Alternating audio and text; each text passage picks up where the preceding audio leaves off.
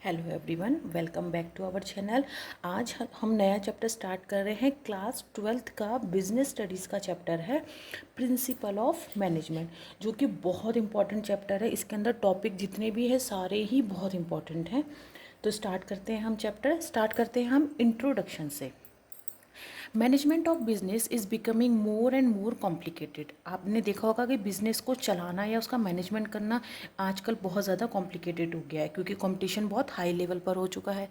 Managers are expected to deal with a number of problems in their day to day work.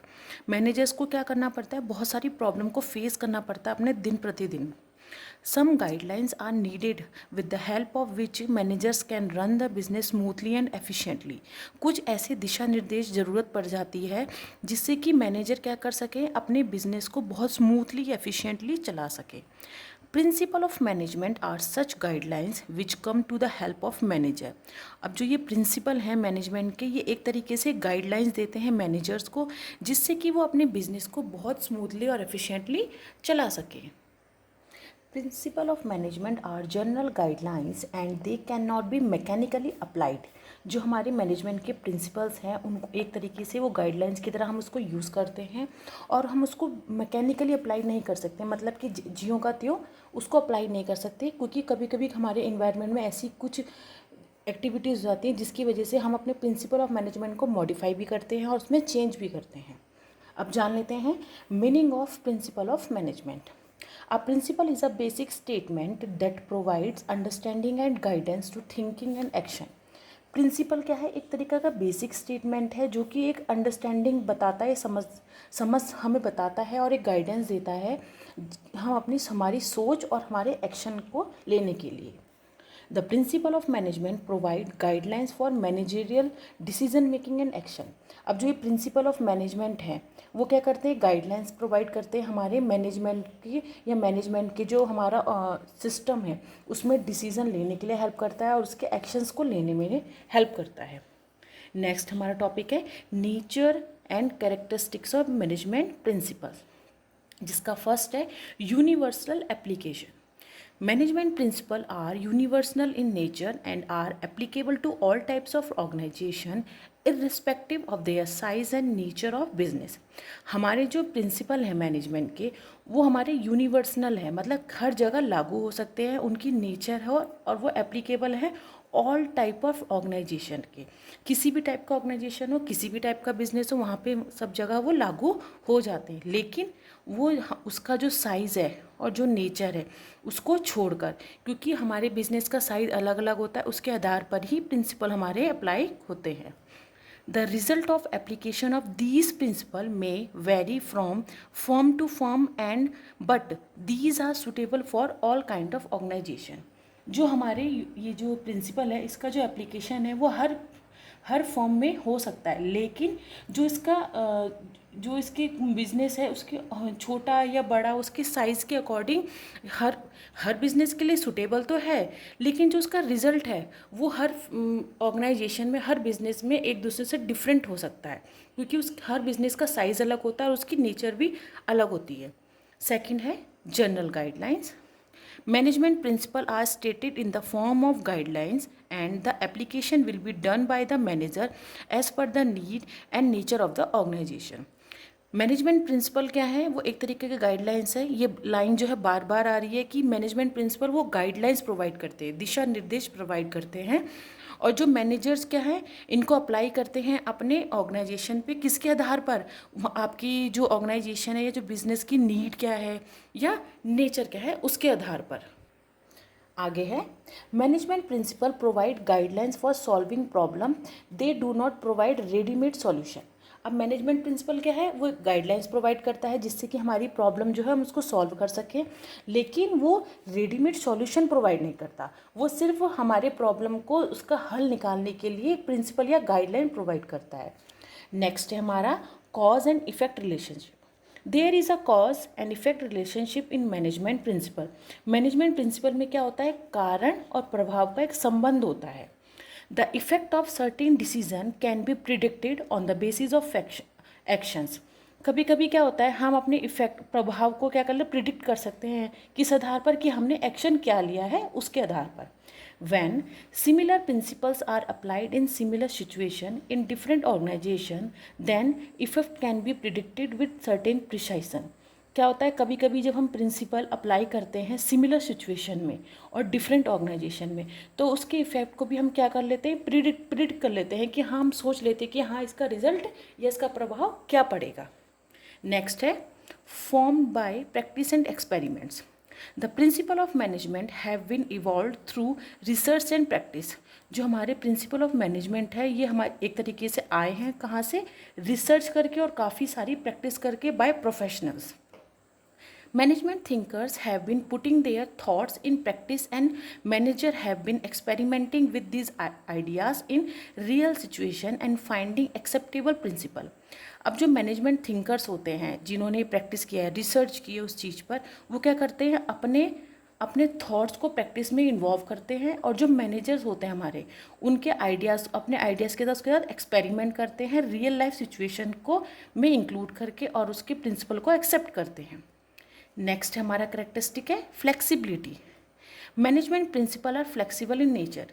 Management के principle क्या है, लचीले हैं, उनकी प्रकृति क्या है, लचीली है, फ्लेक्सिबल है.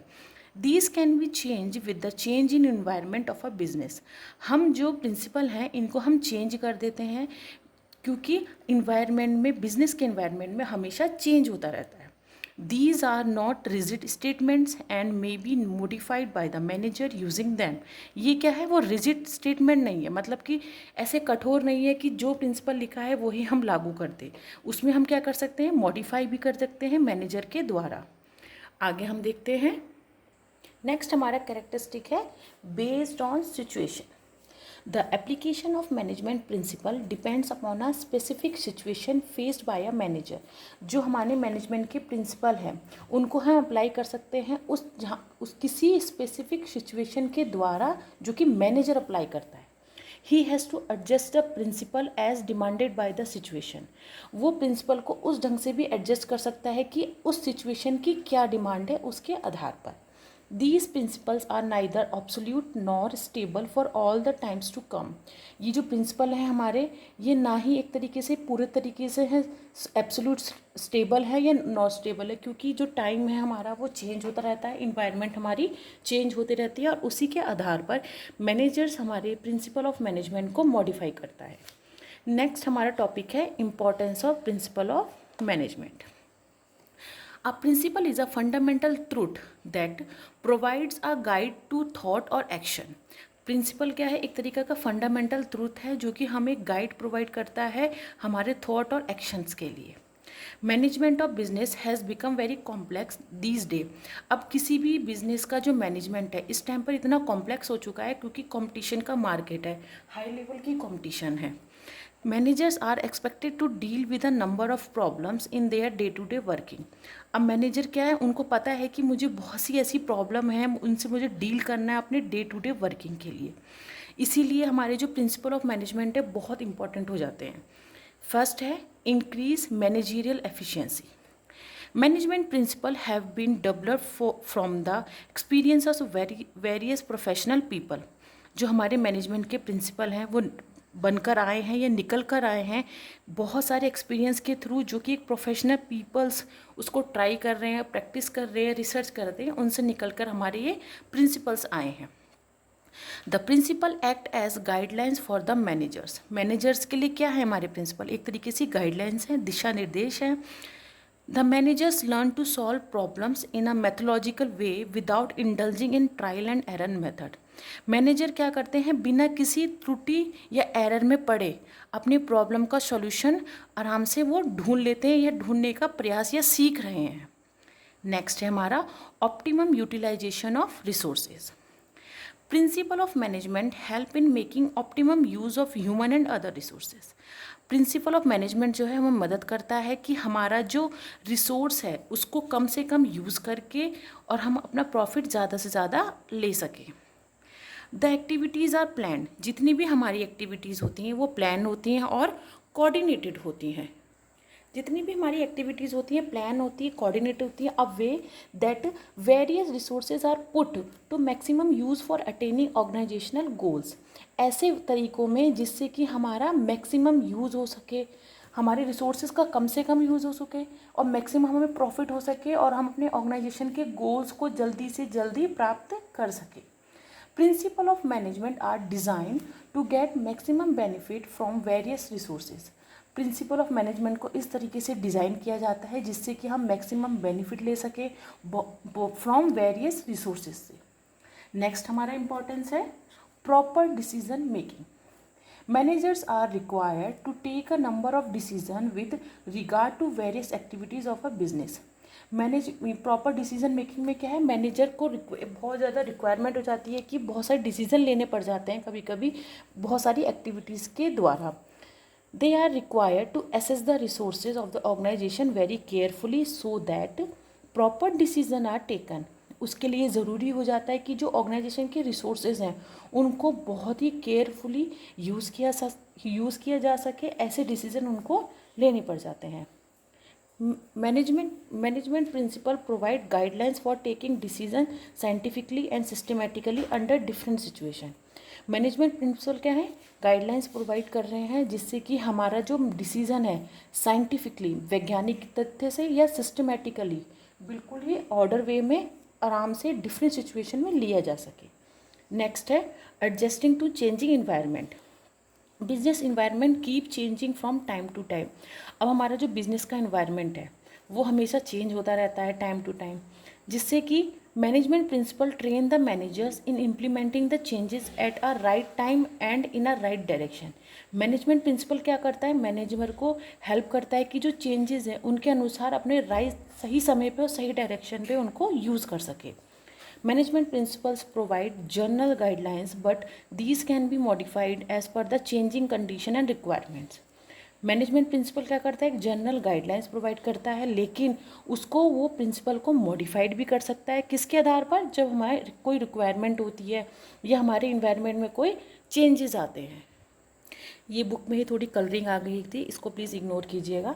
नेक्स्ट हमारे इंपॉर्टेंस है इफेक्टिव एडमिनिस्ट्रेशन।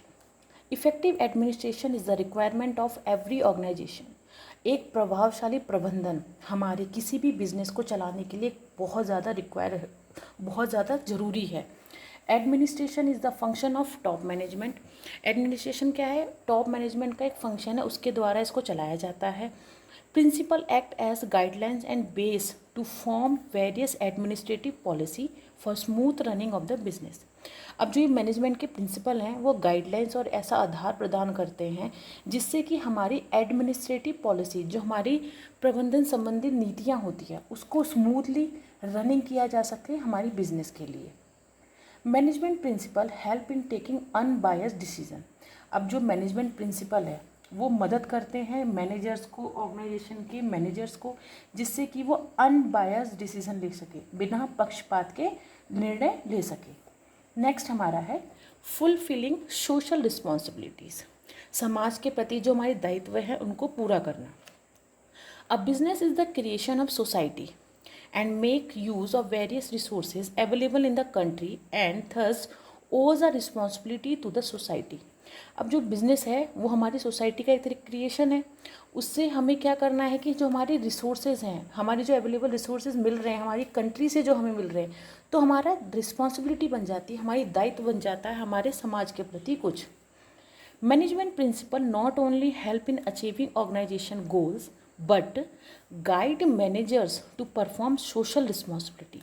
अब जो ये मैनेजमेंट के प्रिंसिपल है वो हमें सिर्फ इसमें मदद नहीं करता कि हमें अपने ऑर्गेनाइजेशन के गोल हैं उनको अचीव करना है, लेकिन वो मैनेजर को ऐसे गाइड करता है कि जो उनकी समाज के प्रति जो उनके दायित्व हैं उनको भी पूरा किया जा सके। Development of management principles have helped to attain social responsibility by increasing efficiency in the use of scarce resources, providing good quality products and services at the lowest cost, taking care of employees' needs and also helping in taking up social cause। जो हमारे management के principal हैं उनका development किया गया है इस उससे कि वो हमारे जो सोशल समाज के प्रति जो हमारे दायित्व हैं उनको पूरा किया जा सके।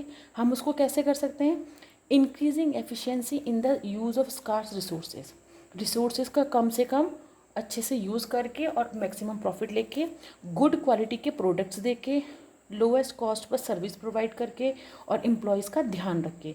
ये इन सब से क्या होगा, हमारे समाज की जो हमारे दायित्व बनता है वो पूरे किए जा सकेंगे। नेक्स्ट हमारा इंपॉर्टेंस है proper training for manager. Management principle stress on scientific judgement and logical thinking.